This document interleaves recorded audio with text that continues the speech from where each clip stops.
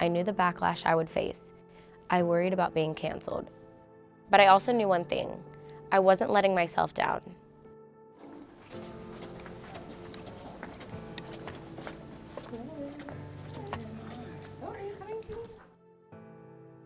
Action. Beautiful. If there's one lesson I'd teach every child or every adult today, no medal, accolade, or exam result is more important than your mental health. The first time I knew I was talented was when I was 14 or 15 years old.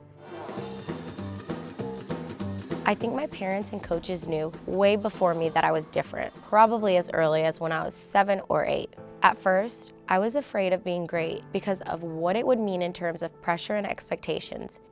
Don't get me wrong, I loved impressing people from a very young age. When I was in the gym, I felt like I was one of the girls because we had this shared interest in gymnastics. And the more I did it, the more muscles I had started to develop, and that was normal in the gym. It gave me a sense of community. It felt like a sisterhood. I started spending even more time in the gym because I was having so much fun and had a passion for it. Going to national team camps only fueled my drive and determination.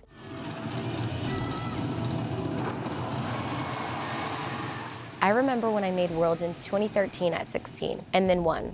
I really thought it was a fluke. Perfection for me didn't just live in the gym. It followed me everywhere. I wasn't just expected to be strong and talented. I was expected to behave like a champion. But being successful at such an early age comes at a cost. To be grateful, to never complain, to never take anything for granted, to give everything I had to training and keep up with my schoolwork, to dig deeper, push further, and be better. I was lucky though. My parents and coaches kept their focus on making sure I was having fun.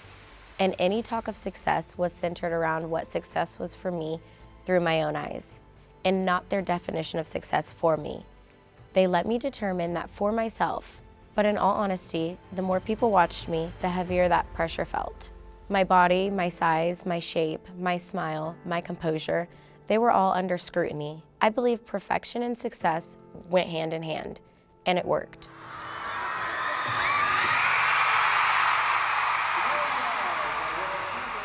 By the age of 19, I'd won 5 Olympic medals, 4 of them being gold. By 22, I'd become the most decorated gymnast in World Championship history, full stop. And in the process, I'd introduced gymnastic skill so advanced, they became the Biles.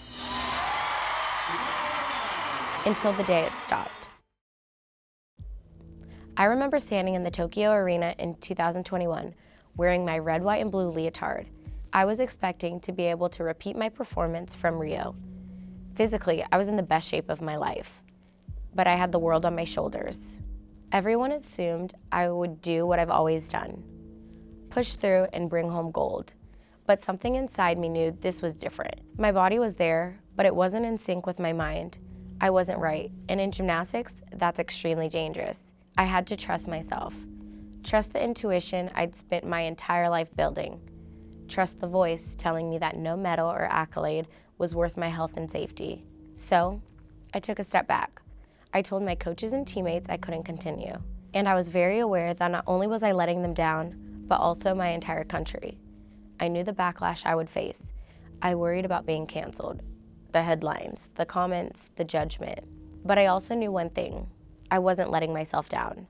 Later, I came to realize that this was the most important thing of all. Even though it was one of the hardest decisions I've ever made, it was the most courageous I've ever been.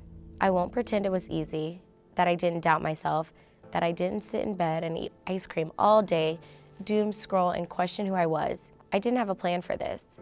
I felt like I had loser tattooed across my forehead, but here's what I wish I had been taught sooner. Pushing through isn't always a sign of strength. Taking a step back isn't weakness. Listening to yourself isn't letting people down. In fact, taking a break and prioritizing yourself can be the bravest thing you can do. It took therapy and a lot of work for me to understand that. The conversations and life lessons are starting to change, but we need to be more intentional in recognizing that mental health is just as important as our physical health, that it's okay to not be okay, that we are not alone in this journey. As alone as I have may felt in Tokyo, as I made the heartbreaking decision to step back. Listening to my mind and body had been one of the most empowering experiences of my life. Yes, it took time. It took a lot of hard work and therapy, and it took me giving myself grace. But I also learned that I wasn't alone.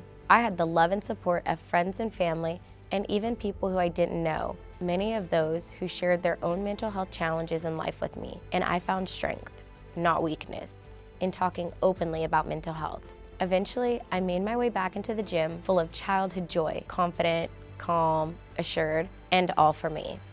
2 years after Tokyo, I won 4 gold medals at World Championships and became the most decorated gymnast in history. And the year after that, I returned to the Olympic stage and won 4 Olympic medals.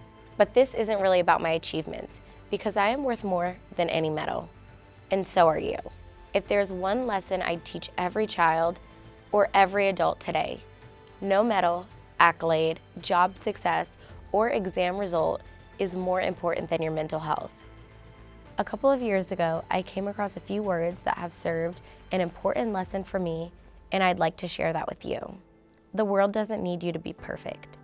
It needs you to be bold, to care, and to keep going even when things don't go as planned. So go out there and write your own story, one that only you can tell.